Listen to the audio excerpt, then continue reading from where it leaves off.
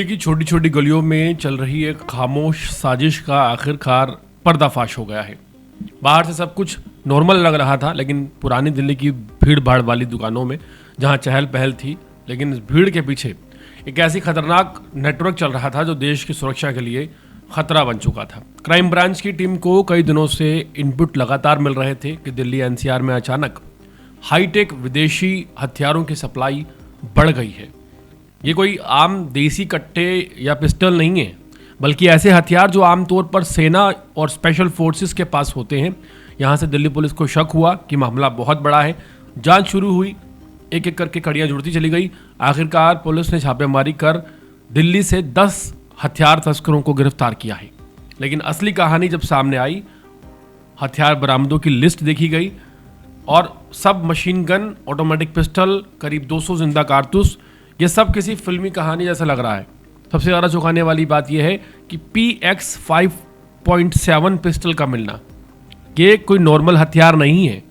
आमतौर पर इसका इस्तेमाल स्पेशल फोर्सेस करती हैं, यानी कि जो हथियार देश की रक्षा करने वाली सबसे बड़ी फोर्स करती है, वो अब अपराधियों के हाथ तक पहुंच रहे हैं। सोचिए, अगर ऐसे हथियार गलत हाथों में पड़ जाएं तो कितना खतरनाक साबित हो सकते हैं। दिल्ली पुलिस की जांच में खुलासा हुआ है, वो और भी डराने वाला है।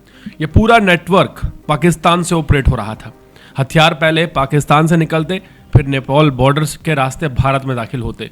और नेपाल बॉर्डर इसलिए चुना गया क्योंकि वहाँ निगरानी अपेक्षाकृत कम होती है। तस्कर इसी कमजोरी का फायदा उठाते थे। नेपाल से हथियार धीरे धीरे दिल्ली तक पहुँच जाते थे।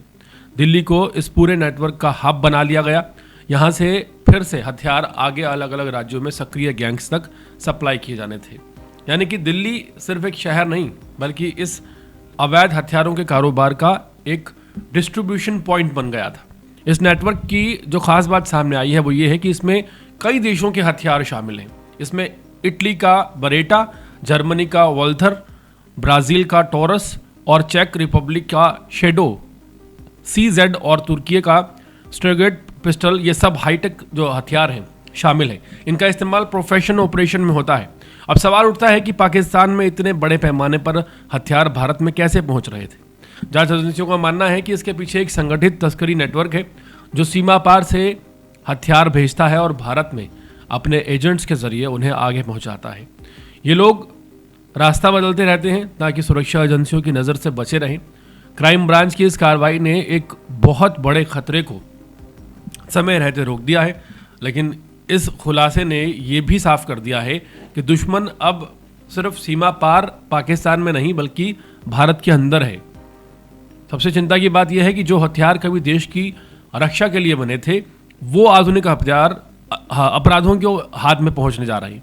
अगर ऐसे नेटवर्क समय रहते ना पकड़े जाए तो इसका अंजाम बहुत खतरनाक हो सकता है।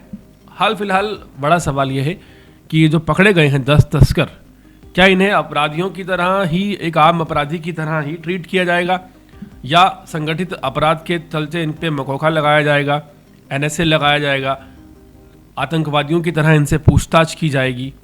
ये देश में छुपे वो गद्दार हैं जो अपने देश को बर्बाद करने का काम करते हैं।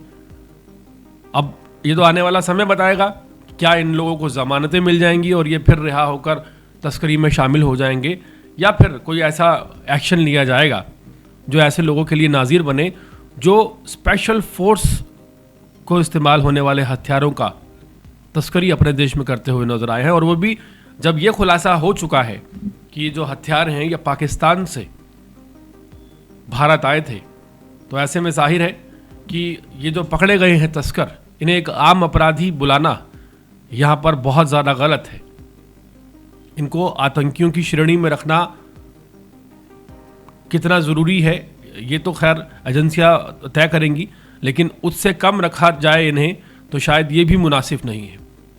हाल फिलहाल दिल्ली पुलिस जांच कर रही है। उम्मीद है जल्द ही कड़ा एक्शन लिया जाएगा।